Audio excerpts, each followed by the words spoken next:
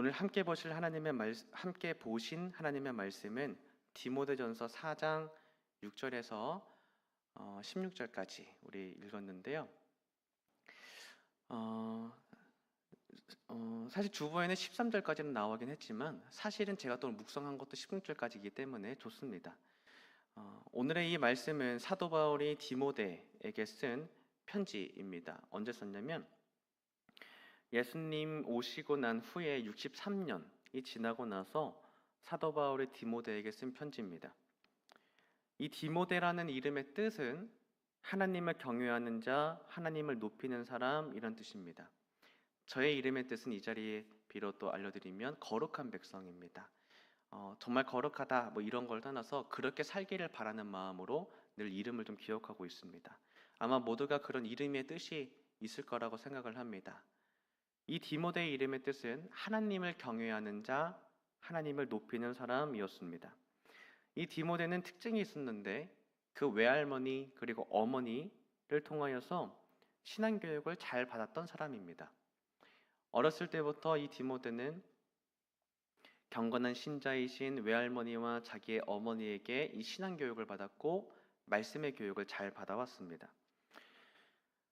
이 사도행전 16장에 보면 사도 바울이 디모데를 처음 만나는 장면이 나옵니다. 여기에는 바울이 디모데를 만나고서 그 디모데를 자기의 제자 또는 동력자로 삼는 장면이 나옵니다. 그 이후에 이 바울과 디모데는 함께 동행을 하게 되죠.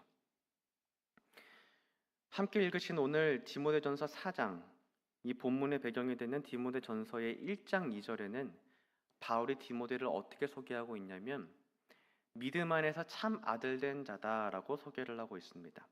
바울은 복음을 전하고 교회를 세우는 역할을 했습니다. 계속 교회를 세우고 또 계속 자리를 옮겨서 복음을 전하는 역할을 감당했다면 사도 바울은 그 교회를 치리하고 감독하고 그 교회를 운영하고 담당할 사람을 세우고자 원했습니다. 그 많은 동역자들 중에 한 사람이 디모데였습니다. 이 디모데는 사도 바울에게 인정받고 사도 바울에게 신임을 얻은 사도 바울의 동역자였습니다. 또 한 가지 디모데의 특징이 뭐였냐면 디모데는 아주 젊은 사람이었다라는 겁니다.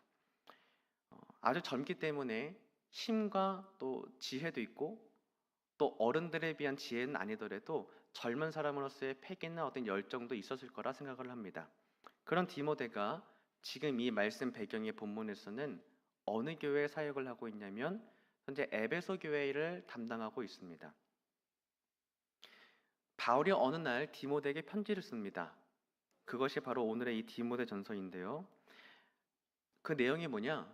디모데가 담당하고 있는 에베소 교회에 대해서 그 에베소 교회가 당면한 문제들을 잘 처리해라 라고 말을 하고 권면하고 있는 거죠. 당시 사도 바울이 지금 보고 있는 에베소 교회의 문제들, 그리고 그가 들어서 판단하고 있는 에베소 교회의 문제들은 무엇이냐? 첫째는 거짓 교훈을 퍼뜨리는 어떤 사람들이 있어서 이 교회 가운데 혼란이 있었다는 겁니다. 또 하나는 두 번째, 에베소 교회의 교인들이 신앙 윤리에 있어서 훈련이 필요하다는 겁니다. 신앙의 가치관, 신앙의 윤리와 이 신앙의 도덕관이 흐트러져 있다는 겁니다. 이것이 두 번째 문제였고, 세 번째는 이 에베소 교회 안에 질서가 무너져 있더라는 겁니다. 하나님께서 세우신 질서가 무너져 있었고 계층 간 인간관계의 문제들이 다소 있었다라는 것입니다. 이런 에베소 교회를 치리하고 있는 디모데에게 사도 바울은 이 문제들을 직접 꺼내서 언급해서 이 문제들을 해결할 수 있도록 격려하고 독려하고 직접 언급하고 있는 모습이 오늘 본문에 나오고 있습니다. 앞서 얘기한 부분 중에 에베소 교회의 복음이 아닌 다른 어떤 교훈, 다른 교훈을 전하고 있는 어떤 사람들에 의해서 이 교회가 영향을 받고 있었다라고 알려드렸는데 이 사도 바울이 디모데에게 말하는 것은 이겁니다. 그 교회에 있는 다른 복음을 전하는 사람들을 권면해서 그들에게 그것을 그치도록 해라 얘기를 하면서 또 한 가지가 그 사람들을 그치게 하고 또 그 교인들 그 말을 들어서 영향을 받은 그 교인들을 잘 깨우치고 잘 훈련을 시켜서 너가 받은 좋은 교훈대로 영향을 받게 하라 이렇게 지금 얘기를 하고 있습니다. 우리 모두가 교회를 나오고 교회를 다니고 있습니다. 그죠? 자, 이 교회를 나온다는 것은 무엇이냐? 우리가 믿는 성도로서 함께 여호와 하나님의 이름을 고백하고 함께 하나님의 말씀을 듣는다는 것이죠. 그렇기 때문에 교회는 혼자가 아닙니다. 또 내가 집에서 혼자 예배하거나 혼자 신앙생활 해도 되는 것이 아닙니다. 교회는 그 자체만으로 연합하는 힘과 하나님께서 직접적으로 역사하시는 큰 능력이 일어나는 교육 그 장소이기 때문에 교회를 통해서 우리는 은혜를 받아야 됩니다. 어떻게 은혜를 받아야 될까요? 교회 나올 때 어떻게 은혜를 받아야 되냐? 그것은 말씀입니다.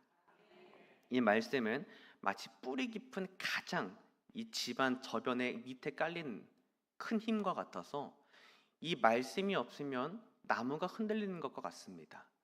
우리가 말씀에 깊이 뿌리를 내려서 튼튼하게 서 있지 않으면 그 줄기가 아무리 두껍든 아무리 얇든 어떤 거 상관없이 뿌리가 얕은 나무는 빠지게 되어 있습니다. 말씀에만 집중해도 된다는 겁니다. 교회는 이런 말씀을 가르치고 말씀으로 권면해서 신앙을 잘 독려하도록 하는 것이 교회의 목적이고, 말씀을 나눠서 함께 우리의 신앙이 다른 데로 틀어졌던 사람들은 다시 잡히고 함께 여호와 하나님을 예배하며 그 기쁨을 누리는 신앙 공동체가 교회라는 것입니다. 오늘 우리가 모였을 때 다른 거 할 거 없습니다. 그냥 옆집 얘기 할 수도 있죠. 우리의 삶이니까요. 하지만 우리의 모든 고백과 모든 나눔의 목적의 핵심은, 중심은 뭐냐? 그냥 교제만이 아니고 여호와 하나님을 예배하는 신앙의 교제가 있어야 한다는 것입니다. 그 중심에 말씀이 있는 것이고 우리는 말씀에 대한 충성과 기쁨으로 함께 교제해야 한다는 것입니다. 그렇게 되어야 하는 에베소 교회 가운데에 말씀이 아닌 다른 교훈이 들어온 상황에, 이 상황이 그냥 가벼운 문제가 아니라는 걸 우리가 알아야 합니다. 교회 가운데에 말씀이 가르쳐지지 않고 말씀이 전파되지 않는 이 상황이 얼마나 심각한 문제라는 것을 우리가 알고 있어야 한다는 것이죠. 앞서 얘기한 것처럼 디모데는 어렸을 때부터 성경의 말씀을 배워왔습니다. 자기의 외할머니와 내 어머니를 통해서 신앙교육을 잘 받은 디모데. 자, 디모데가 받은 이 교육을 통하여서 사도 바울이 지금 그에게 알려주고 있는, 넌지시 알려주고 있는 좋은 교훈이란 뭐냐? 바로 이것입니다. 말씀이라는 것이죠. 디모데야, 지금 너의 교회 가운데에 다른 복음, 다른 교훈을 가르치고 있는 그 사람들을 권면해서 그 사람들을 깨우치게 해라. 또 그리고 그치게 하고 그 사람들에게 영향을 받아서 다른 교훈에 미혹된 자들을 깨우쳐서 너가 받은 좋은 교훈으로 다시 돌아오도록 권면해라 라고 얘기하는 겁니다. 그 좋은 교훈이란 디모데가 어렸을 때부터 믿고 고백하며 줄곧 따라왔던, 그 안에 머물러 있었던 그 말씀이라는 영역을 말하는 겁니다. 이 말씀으로, 좋은 교훈으로 그대로 권면하고 가르치라라는 것이죠. 당시에는 이 에베소 교회가 있던 이 당시의 상황과 지역을 좀 생각을 해보면 그리스 문화권에 속했기 때문에 아주 다양한 우상들과 또 다양한 어떤 설화들, 아니 신화들이 그 문화 가운데 너무나 많이 퍼져 있었습니다. 그런 문화들과 함께 또 있었던 것들이 뭐냐? 철학적인 사고관념이었는데요. 그런 가치관들, 세상의 가치관들이 이 교회 안에도 영향이 미치고 있었다라는 것입니다. 이것이 신앙이고 이것이 복음인 것처럼, 이게 교회고 이게 마치 진리인 것처럼 하지만 사실은 말씀과는 거리가 먼 거죠. 이런 다른 교훈들을 가르치고 있는 이 상황 가운데에 어떻게 보면 좋은 교훈을 듣고 자라온 디모데에게는 아주 중요한 사명을 맡은 거일 수 있습니다. 우리가 어딜 가나 교회 가면 교회 안에는 나와 다른 사람들이 존재합니다. 모두가 나와 똑같지 않습니다. 그렇죠? 내가 같이 밥을 먹는 3명이라고 해도 이 3명이 다 다릅니다. 먼저 어떤 반찬을 먹든지, 내가 생각하고 어떤 거를 바라며 사는지 모두의 가치관이 다 다르죠. 교회는 이처럼 다른 사람들이 있지만 중심으로 하나로 만날 수 있는 그 중심지와 그 중점은 어디냐? 말씀의 고백이라는 것입니다.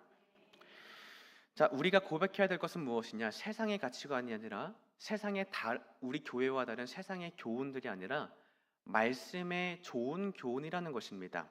자, 세상의 가치관이란 무엇이냐? 인내하지 않아도 되고, 네 것을 그냥 표출해도 되고, 사랑하지 않아도 되고, 네 감정적으로 그냥 쏟아내도 되고, 분노를 표출해도 되고, 화를 내도 되고, 적당히 그만큼 했으면 됐지 하는 것이 세상의 가치관이라면, 교회는 말씀의 좋은 교훈에 따라 성경적인 가치관, 즉 끝까지 인내할 수 있고, 내가 지더라도 예수님이 드러난다면 그것으로 족하고, 사랑으로 함께 품어줄 수 있는 것만으로 족하고, 내 기쁨이 하나님의 긍휼 안에 거해서 남들에게도 긍휼을 베풀기에 기쁨을 누리는 데에 내 풍족함이 있는 그런 신앙의 고백이 있어야 한다는 것이죠. 좋은 교훈이란 세상의 교훈이 아닌 겁니다. 세상의 가치관으로 교회에 와서 신앙생활하면 안 된다는 것입니다.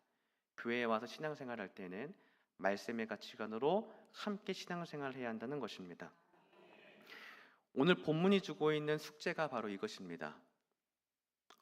우리가 믿고 따르는 좋은 교훈에 있어서 성실하게 그리고 실력 있게 살아내야 되고, 우리가 다른 이들에게 권면해야 한다는 것입니다. 과연 우리 스스로 한번 생각을 해봤으면 좋겠습니다. 내가 오늘 믿고 따르는 교훈은 무엇인가? 세상의 가치관, 세상의 지혜, 세상의 지식인가? 세상의 방식들, 세상의 말하는 세상의 가르침들인가? 아니면 말씀의 교훈인가? 오늘 내가 어디에 거하고 있는가? 오늘 내 스스로에게 물어보시기를 바랍니다. 사실 이러한 질문에 대한 답은 우리가 입으로 말하지 않아도 삶에서 나타납니다. 내가 그 사람에게 어떻게 대하는지에 따라 그 사람의 가치관이 보이거든요. 내가 그 사람을 대하는 말투, 아니면 이 일을 대하는 내 태도, 내 모습들 속에서 이 사람이 어떤 가치관으로 사는가가 보이더라는 것입니다. 오늘 우리는 말로만 내가 좋은 교훈 따라야지 할 것이 아니라 말과 행실에 있어서 좋은 교훈에 따르는 자가 되어야 될 줄 믿습니다. 우리 모두가 실력 있게 성실하게 말씀의 좋은 교훈에 충실한 자들 되시기를 주님의 이름으로 축복합니다. 말씀의 본문을 한번 보면 우리 6절입니다. 6절을 한번 보여주실까요? 네, 같이 읽어봅니다. 시작. 내가 이것으로 형제를 깨우치면 그리스도 예수의 좋은 일꾼이 되어 믿음의 말씀과 내가 따르는 좋은 교훈으로 양육을 받으리라. 아멘. 자, 오늘 말씀을 읽고 있는 우리는 그리스도 예수의 좋은 일꾼이 된 자들입니다. 그런 줄 믿습니다. 혹여나 내 안에 어떤 양심이 찔러서 내가 그러지 못한다고 하시면 오늘 예수님 앞에 그것들을 고백하고 아뢰시길 바랍니다. 주님께서 넓은 안양으로 여러분들을 품으시고 주님의 은혜로 다시 세워가실 줄 믿습니다. 오늘 사도 바울이 말하고 있는 것은 이것입니다. 이 말씀을 읽고 있는 우리 그리스도인들은 우리가 무엇으로 말미암아 깨우쳐졌는가를 다시 상기시켜주고 있는 것입니다. 너희 그리스도인들은 너희를 깨우치게 한 것을 기억해라라고 넌지시 알려주고 있는 것이죠. 그것은 무엇이냐? 좋은 교훈이라는 것입니다. 좋은 교훈. 바울은 디모데에게 말합니다. 네가 믿고 따르는 좋은 교훈으로 형제를 깨우쳐라. 그러면 그 사람이 그리스도 예수의 일꾼이 좋은 일꾼이 되어서 믿음의 말씀과 따르는 좋은 교훈으로 양육을 받을 것이다 얘기합니다. 사도 바울이 말하고 있는 것은 이 좋은 교훈입니다. 너가 경험한 그 사랑으로 남들에게 전하라는 것입니다. 7절을 한번 보겠습니다. 7절 시작. 망령되고 허탄한 신화를 버리고 경건에 이르도록 내 자신을 연단하라. 아멘. 사도 바울은 디모데에게 이어 말합니다. 교회에 허탄한 신화를 말하고 권면하는 그 자들에게 그치게 하고 그 사람들에게 그 허탄한 신화를 전하는 것을 멈추게 해라 지금 얘기를 하는 겁니다.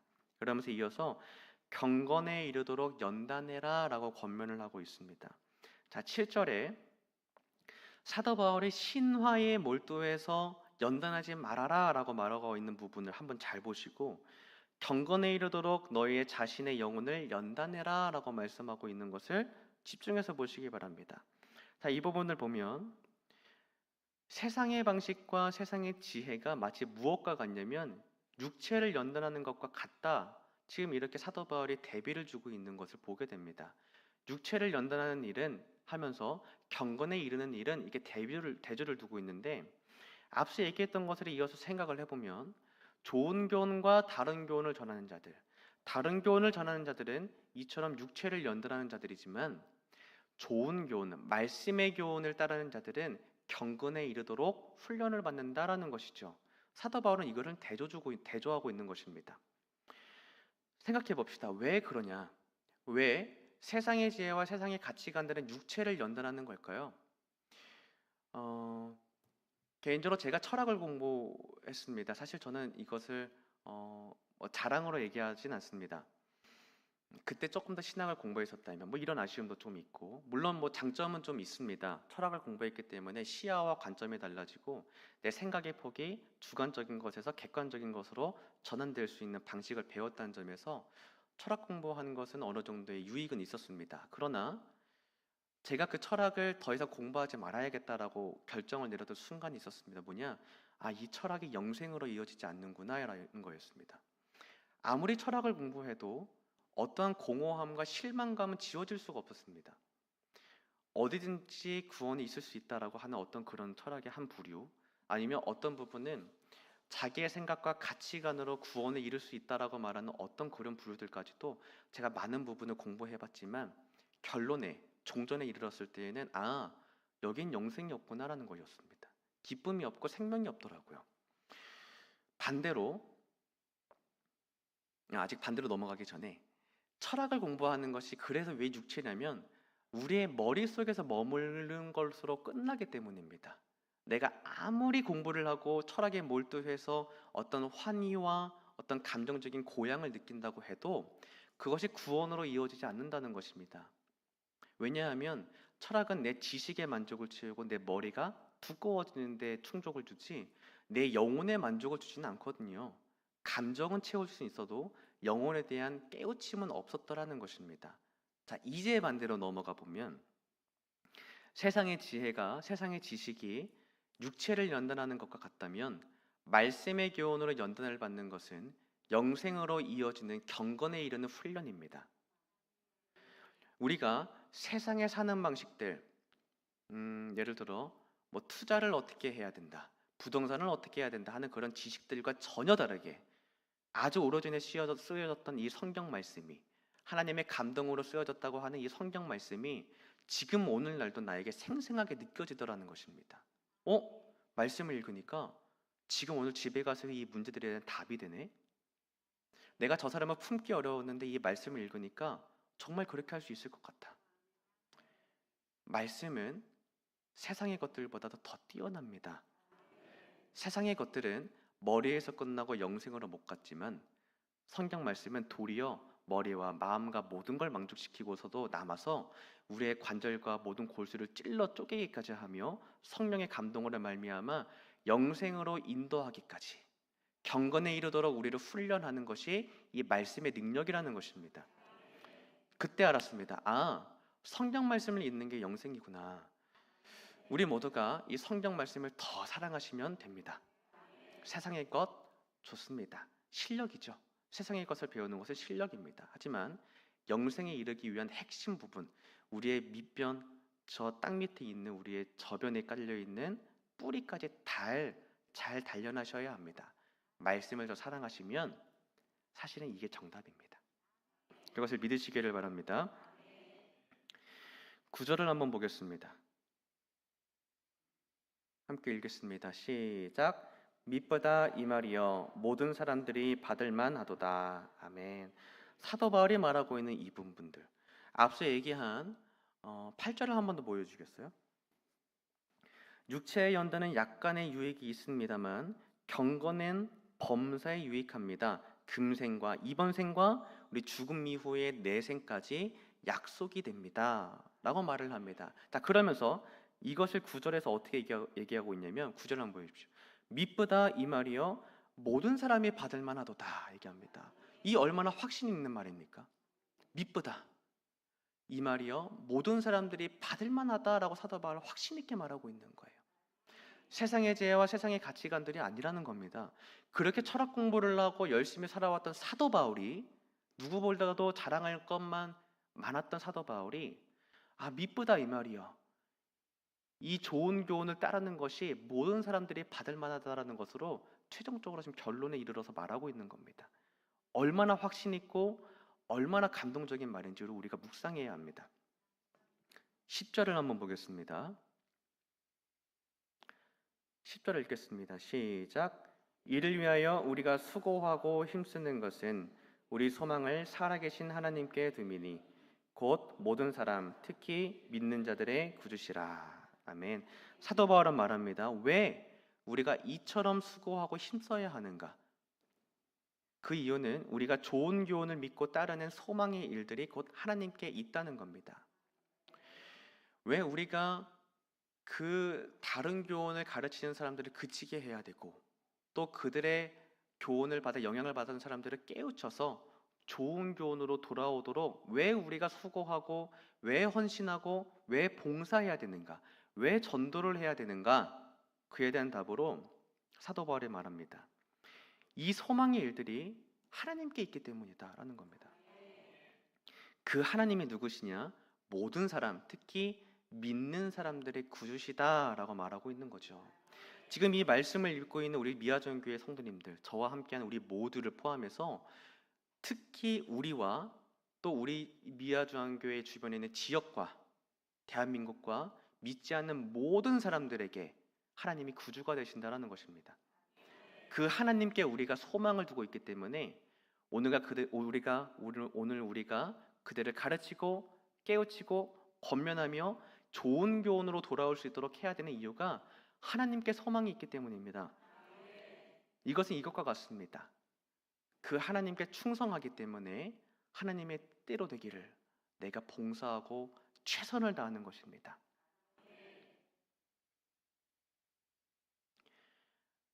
하나님은 우리만의 구주가 아니시라, 우리만의 구주가 아니시고 모든 이들의 구주이신 줄 믿습니다.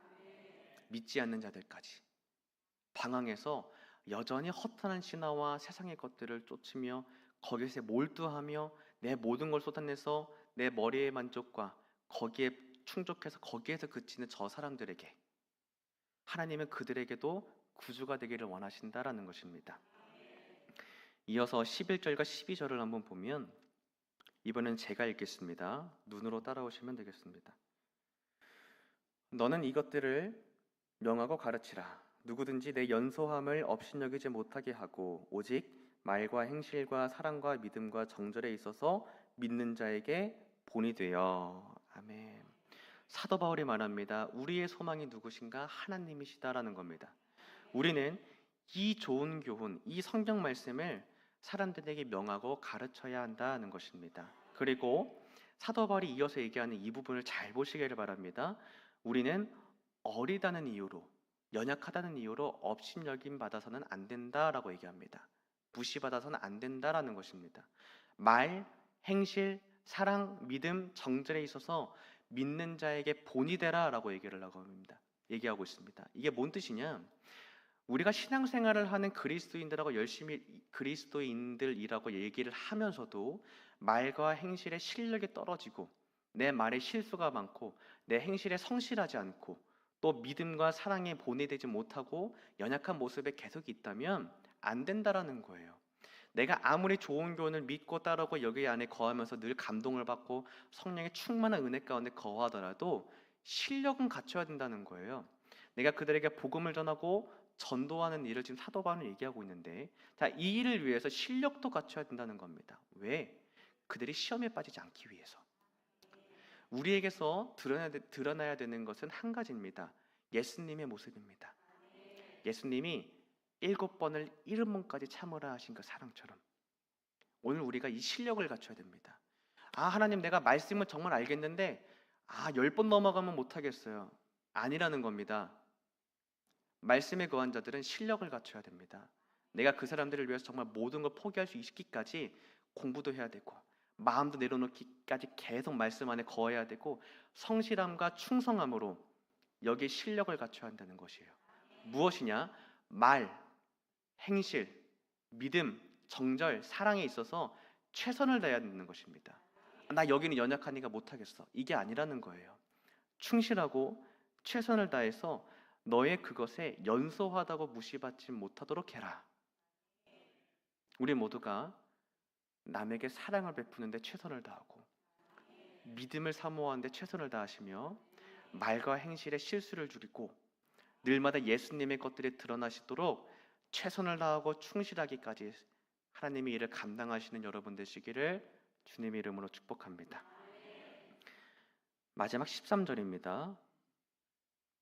마지막으로 사도 바울은 이렇게 말합니다. 같이 읽습니다. 시작.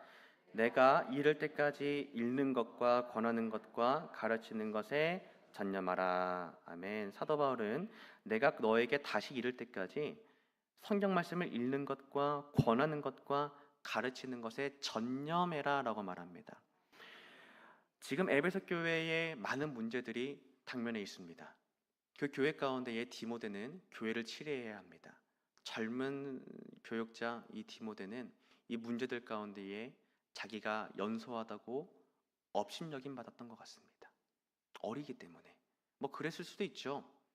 나이 많은 분들 계시기 때문이죠. 자, 하지만 너 거기서 포기하지 말고 예수님의 모습에 충성해서 충실하고 실력을 갖추고 성실해라 라고 사도 바울은 말합니다. 내가 올 때까지 말씀을 읽는 것과 권하는 것과 가르치는 것에 전념해라 라고 마지막으로 당부합니다. 이어서 14절 15절은 읽진 않겠지만 이 사명의 은사, 너가 해야 될 그 은사를 가벼이 여기지 말고 이 일에 전신전력해라. 그리고 16절에는 이 일에 전력을 다하면 너와 너의 사람들이 구원을 받는다라고 말하면서 이 사장을 마무리를 합니다. 자, 이것을 기억하시길 바랍니다. 이 일을 할 때, 말씀을 가르치고 말씀을 전하며 전도하는 일을 할 때 예수님의 사랑으로 예수님의 말과 행실로 나타내는 일을 할 때 그 사람만 구원받느냐? 아니라는 겁니다. 그대로 사는 사람도 구원을 받는다는 것입니다. 충성하는 사람도 구원을 받는다는 거예요. 충성하는 사람도 구원을 받고 그 모습을 보며 나도 저 좋은 교훈에 따라가야지 하는 사람도 성령께서 역사하셔서 구원하신다라는 것이에요. 오늘 말씀은 분명합니다. 젊은 교역자 디모데에게 사도 바울은 말합니다. 포기하지 말고 그 사람들에게 다른 교훈들을 그르치게 하고 그치게 하고 좋은 교훈을 따르도록 권면해라 말을 하고 있습니다. 하지만 그러기 위해서는 더 성실하고 더 실력을 갖춰야 된다. 너의 말과 행실과 너의 말과 행실에 사랑과 믿음과 정죄를 잘 지켜서 충성한 자가 되어야 한다. 이렇게 말하고 있습니다. 우리 모두는 사실 이 좋은 교훈을 들은 사람들입니다. 그죠? 우리가 말씀을 읽고 매일 말씀으로 은혜를 받습니다. 이제는 삶에 나가서 어떻게 사느냐의 문제입니다. 삶에 나가서 좋은 교훈으로 따라 살아야 한다는 것이죠. 적당히 이렇게 말해야지도 아니고 적당히 이렇게 행해봐야지, 여기까지만 참아봐야지, 여기까지만 사랑해봐야지가 아닙니다. 말과 행실에 있어서 끝까지 경건에 이르도록 훈련을 받아야 합니다. 오늘 우리가 이 말씀 앞에 섰습니다. 하나님께서 말씀하시기를 우리에게 좋은 교훈에 충성하여 그 자리에 거하고 서 있고 또 다른 사람들에게도 좋은 교훈을 전할 수 있어야 한다. 이렇게 알려주고 계십니다. 우리 모두가 그 사명을 맡은 자들입니다. 특별히 우리가 10월 19일 우리 초청 집회를 준비하고 있습니다. 이 날은 매년 2번씩 드려지는 행사이긴 하지만 다만 그 행사로만 치지 마시고 정말 이번 행사 때는 내가 그 한 사람 정말 기도해 봐야겠다. 자, 그런데 이번에는 어떻게 기도해 볼까? 이번에 정말 말씀으로 한번 승부해 봐야겠다.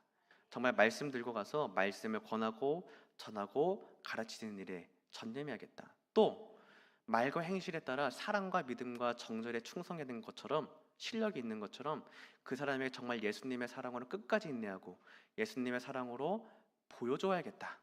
이렇게 결심을 하시길 바랍니다. 그런다면 보이지 않아도 역사하시는 하나님께서 그 사람의 마음 가운데에 그 사람의 삶의 주변 가운데에 나타나 역사하실 줄 믿습니다. 결과적으로 나도 구원받고 그 사람도 구원받는 줄 믿습니다. 오늘 우리가 말씀 앞에 섭니다. 하나님 말씀은 오늘 우리가 이 복음을 전하는 일에 충성하고 좋은 교훈 안에 바르게 서서 좋은 교훈으로 가르치고 권면하며 깨우치게 할 것을 촉구하십니다. 내 가족, 내 친구, 내 이웃 누가 됐든지 하나님의 시선은 예외가 없습니다. 모든 그 사람에게 전하기를 명하십니다. 오늘 우리가 하나님의 말씀을 피하지 않고 말씀을 들고 나아가서 먼저 내가 말씀 안에 쭉 깊이 내리시고 그 말씀을 들고서 그 사람에게 나아가시기를 바랍니다. 사랑으로 중무장하시길 바랍니다. 믿음과 정절로 중무장하시길 바랍니다. 마귀는 우는 사자처럼 우리를 씹어 삼키려고 으르렁거리고 있습니다. 절대 방심하지 마시고 사랑과 믿음과 정절에 충성하여 이 말씀에 충성하여 여러분을 통하여서 그 사람들이 전도될 줄 믿습니다.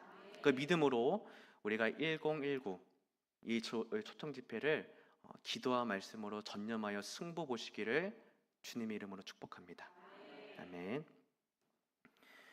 찬송가 부르시고 우리 기도로 이어가도록 하겠습니다. 337장입니다.